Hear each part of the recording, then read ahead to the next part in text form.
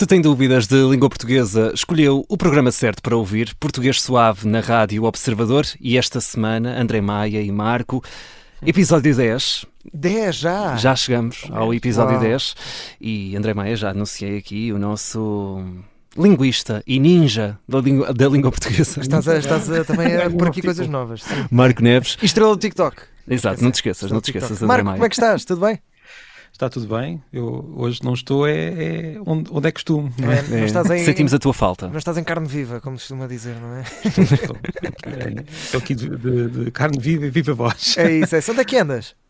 Eu estou em França, aqui no meio de França, em Clermont-Ferrand, para um congresso. Isto também faz parte do trabalho, não é? De um professor. Às vezes temos de ir a uns congressos. Ora bem. E por acaso houve aqui agora uma altura do ano em que tive uma série de conferências e esta é uma delas. E pronto, cá estou na França e por isso estamos a falar à distância. Então e não vamos falar francês?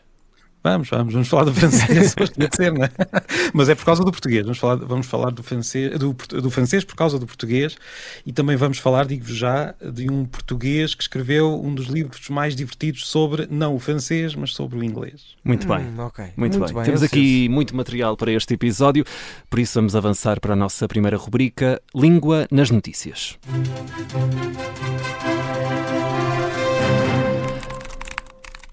E Marco, vamos então à palavra ou expressão que nos trazes para hoje e quero-te perguntar se foi difícil escolher a palavra esta semana. É sempre difícil, porque as notícias são tantas que nós temos sempre muita coisa para... Muito brainstorming. Exatamente.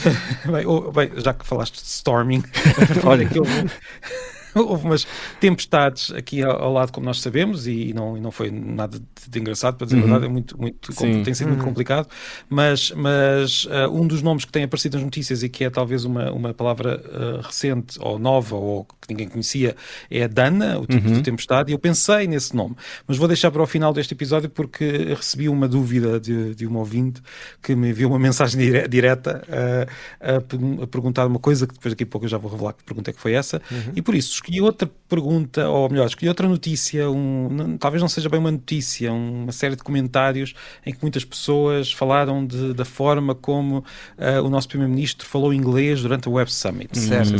Sim, algumas críticas, o inglês não estava totalmente perfeito. Sim. Eu contra mim falo que eu também não tenho. Pronto. É assim, eu tenho que dizer uma coisa, os governantes não têm a obrigação de... Cá em Portugal não têm a obrigação de saber inglês. Claro. Imagino que seja útil saber inglês, mas não é obrigatório ainda. Aliás, há governantes por essa Europa fora que não sabem uma palavra de inglês. Mas pronto, esta história lembrou-me da história de um português que se tornou famoso precisamente por causa do inglês. É um português que não sabia uma palavra de inglês, não sabia inglês, nota-se bem, mas decidiu escrever um livro sobre a língua inglesa, que é atrevido. O livro chamava-se, isto foi no século XIX, é um livro de meados do século XIX, O Novo Guia da Conversação em Português e Inglês. E tinha coisas como That pound it seems me, many multiplied of fishes, let us amuse rather to the fishing, there is a superb perch, eu não sei o que é, acho que era uma perca soberba. Sim.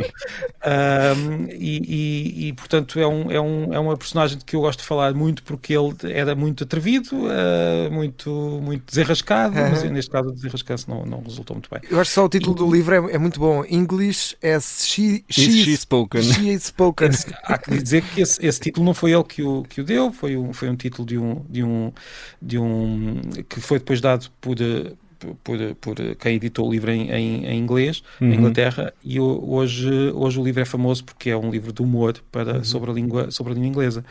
E na altura, Marco, alguém ligou alguma coisa ao livro, nem por isso? O livro ficou muito famoso não para aprender inglês, mas sim como um livro de humor. O Mark Twain escreveu sobre o livro. O Mark Twain, e ele acabou por ser ainda hoje é publicado e é vendido em Inglaterra como um livro de humor. Portanto, nós temos essa honra suprema de ter um nosso conterrâneo que escreveu um livro que é hoje o símbolo de um mau inglês. Marco, mas o que é que se passou aqui? Ou seja, era este Pedro Carolino que falava mal inglês só? Como é que isto aconteceu? Ele era daquelas pessoas que tinham um projeto na cabeça de escrever um livro deste, então pegou num livro para ensinar a falar francês e substituiu as palavras francesas por palavras em inglês e pronto. Mas há letra, não é? Há letra, exatamente. Cada palavra uma a uma. Duvidoso. No fundo, aquele inglês tem lá o francês por trás. Pois, exato. Muito bom, muito bom. Eu prometi que íamos falar do francês. Sim, mas exato. E não desiludiste. Vamos aqui, entretanto, avançar no nosso programa e vamos rumo ao mapa da língua.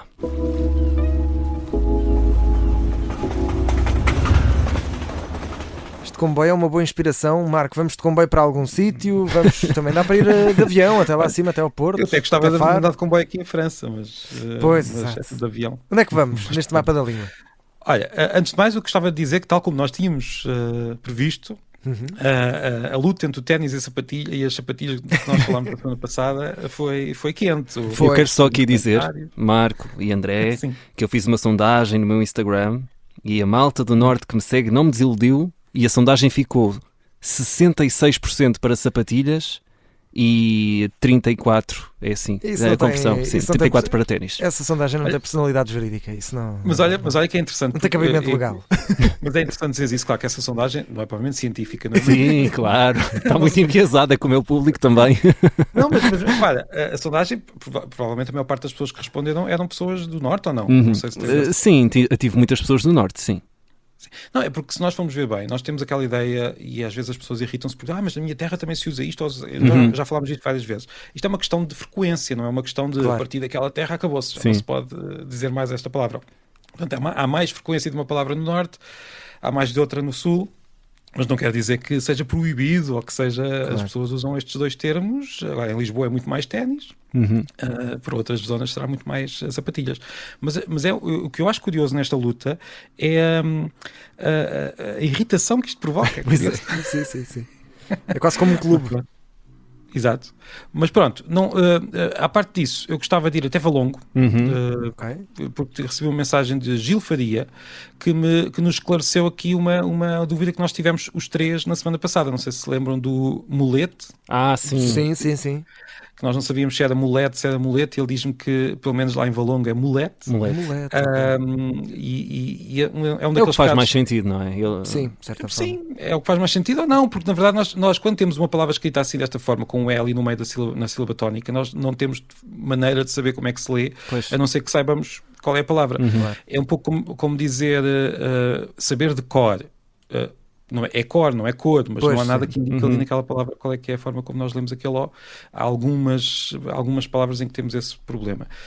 E o Gil também me contou que há uma lenda em Valongo que associa o nome do general Mulé, ou Mulé. Francês, voltamos a França. O general francês, né? O general Mulé que ordenou que se fizessem pães de trigo, os papos secos para o exército francês, e daí teria vindo os muletes lá naquela zona. Isso faz bastante sentido. Faz sentido, é verdade, e é engraçado. O meu problema com este general francês é que, como eu estou na França, na terra dele, eu não tive tempo de conseguir verificar a lenda, mas fica aqui como lenda e logo se vê. Eu depois é de tentar perceber se é verdade ou não. Se calhar não é possível saber. Não é? Pois certo. Então, e Marco, onde é que fica a França no meio disto tudo? Já que estás em França? Bem, a França já está aqui a aparecer muitas vezes, mas eu gostava de dizer que aqui na terra onde eu estou, em Clermont-Ferrand, um pormenor curioso, já que estamos a falar do mapa da língua, e vão-me perdoar porque apesar de ser um programa sobre o português, como estou aqui mais longe, decidi falar só aqui um pouco do francês, e não tanto do francês em si, dos franceses, das línguas de França, porque estou aqui numa zona muito curiosa, porque é uma zona que divide a França em duas zonas diferentes, que são as zonas das langues d'oil, das línguas de oil, e as línguas de oc. Para norte do sítio onde eu estou, as línguas, os falares tradicionais da França tinham oil como sim, e depois tornou-se em oui, e para sul dizia-se oc.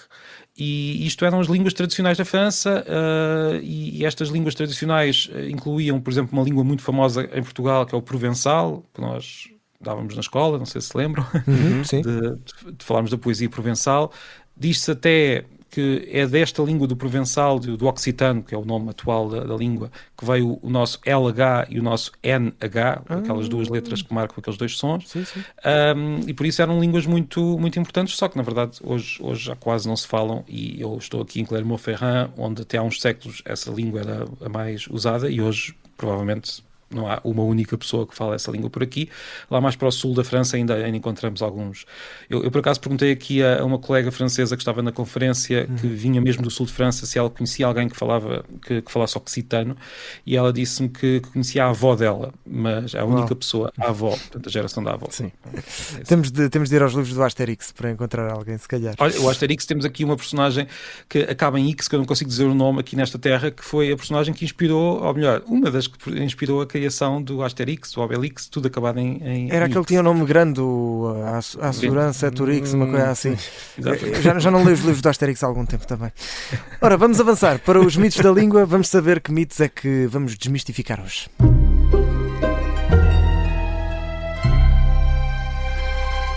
E Marco, vamos a isto. Queremos saber qual é o mito desta semana. Acredito que tenhas aí muita coisa para desmistificar. Bem, eu esta semana tenho um mito e tenho duas dúvidas. Esta secção também é sempre a secção das dúvidas, não é? E o primeiro mito é sobre a palavra sotaque e a palavra pronúncia. Todos nós temos um sotaque, mesmo aquelas pessoas que estão convencidas que não têm, não é? Mas por vezes eu recebo assim umas mensagens de pessoas a dizer: então, mas sotaque é quando nós falamos, lá está, voltamos ao tema do início, nós falamos as línguas estrangeiras mal e então é aí que temos um sotaque, e a pronúncia é a forma como nós pronunciamos a nossa própria língua nas várias regiões. Mas na verdade isto é um mito, porque não é assim. Nós podemos dizer sotaque e pronúncia para falar da forma como nós pronunciamos a nossa própria língua nas várias regiões do país. Portanto, podemos falar de pronúncia do norte, sotaque do norte, pronúncia do sul, ou do Alentejo. No fundo são sinónimos, é isso? Nesta situação em particular são sinónimos, mas depois temos outros contextos. Por acaso achava que não. Achava que se tinha a dizer sempre pronúncia do norte e não sotaque do norte. Não, podemos dizer sotaque também. Okay. E já é desde há muito tempo, mas pronto, depois criou-se este hábito de começar a usar mais pronúncia, mas se formos aos dicionários, são sinónimos. Eu por acaso utilizo mais vezes pronúncia do norte porque acho que dizer sotaque do norte está errado. Pode ser também sugestão da música, não é? Pois. A música pronúncia do norte. Pronúncia do norte, exatamente. Mas olha, João, ficas a saber que podes dizer sotaque. Mas não está mal dizer pronúncia, atenção, pronúncia está perfeito. São sinónimos. Claro. Mas há uma situação em que não são sinónimos. Quando nós dizemos, por exemplo, a pronúncia da palavra X, pronto, aí nós temos de dizer pronúncia, não podemos dizer sotaque, não é? Claro. Portanto, nesse caso é um caso diferente. Então, e as dúvidas, Marco? Olha, antes das dúvidas, ainda queria dizer uma coisa. Nós falamos muitas vezes dos sotaques estrangeiros, que as pessoas falam mal, e isto e por aqui, é o tema deste episódio, não é? Mas é curioso porque muitas línguas, incluindo o português, têm origem na forma como uma certa língua no passado foi aprendida por uma população e com sotaque estrangeiro. Por exemplo, nós no fundo falamos o que vem na sequência, aquilo que nós falamos hoje, o português, vem na sequência do latim que foi aprendido pela população aqui da zona do Noroeste, e certamente na altura as pessoas que falavam latim na Itália ou noutras zonas diziam, bem, que eles têm um sotaque muito marcado, falam mal latim, e foi daí que depois nós viemos, que a nossa língua veio. Mas quanto às dúvidas, a primeira é uma que nós já falámos aqui, mas como temos recebido tantas vezes, acho que era importante também repetir, sublinhar, que é: será que nós dizemos ter aceito ou ter aceitado? Não sei se querem ter aceitado, não é? Eu digo ter aceitado, mas eu acho que isto tem a ver com a forma de como as pessoas ouvem. Eu acho que as pessoas já assumiram que ter aceito é mais bonito de dizer, então acham que é o correto. Correto, sim. Porque ter aceitado parece que está errado. Sim, a mim sempre me disseram que o verbo auxiliar ter era o particípio passado, assim. Não é? O particípio passado regular. Mas às vezes quando estou com amigos e digo ter aceitado, dizem logo, não, está mal, está errado, é ter aceito. É um fenómeno de hipercorreção, porque nós de facto temos uma ideia na nossa cabeça que a forma mais curta parece ser um bocadinho mais, como é que eu ia dizer, mais, não é correta, sim, mas limpa. Mais limpa, sim. Sim. Pois, e é verdade, por exemplo, isso aconteceu com o verbo pagar, de tal maneira que hoje até as gramáticas, e já não é de hoje, já é de algumas décadas, as gramáticas dizem que ter pagado já pode, ou seja, nós podemos dizer ter pago, porque esse verbo, a forma pagado, já é recusada por muitos falantes, mas no entanto ter pagado está bem, atenção, ter pagado é a forma tradicional deste verbo com o particípio, com o verbo ter e nós dizemos ser pago e ter pagado. Agora, a verdade é que cada verbo tem a sua história e há certas formas que as próprias gramáticas mesmo as mais tradicionais já dizem que podemos usar de forma ou de maneira já não cumpre exatamente esta regra simples que podemos ter. Mas se falamos em público, se estamos a falar na rádio, podemos seguir esta regra mais simples. Claro. Muito bem. Marco, vamos à última dúvida, que é de um ouvinte. Sim, e voltamos ao tema do início, porque como eu tinha prometido, ainda tínhamos de falar disto hoje. A Susana Filipe perguntou-me se nós não deveríamos dizer Dina em vez de Dana para o nome da tempestade, porque a segunda palavra é aislada em castelhano. A segunda da sigla, não é? Isto é uma sigla. Exatamente. Exato, temos uma sigla, não é? Portanto, que é depressão isolada em níveis altos. E por isso ela diz que deveríamos dizer Dina, ou pergunta se nós não deveríamos dizer Dina em vez de Dana, e de facto, usando a sigla da expressão portuguesa, deveria ser Dina. Eu antes só de responder a isto, queria também dizer já agora, porque nós quando falamos destas palavras, às vezes lembro-me das origens das palavras. Não sei se já repararam que a expressão isolada vem de ilha, isola, em italiano. Não sei. Isola é ilha em italiano? Exatamente. E, portanto, isolar é tornar ilha. Isolar. Tornar sim, deixar coisa ali no meio, claro. E se olharmos para a expressão em castelhano é a mesma coisa. A islada tem lá o isla no meio, não é? Tornar ilha. Mas pronto, só para dizer que muitas vezes quando nós temos siglas ou acrónimos que são importados, nós mantemos na versão original como NATO. A NATO não é uma expressão portuguesa, não é? O Nesco também não é. E como estas tempestades são típicas de Espanha, como se tem visto nos últimos tempos, a palavra acabou por ser importada em castelhano.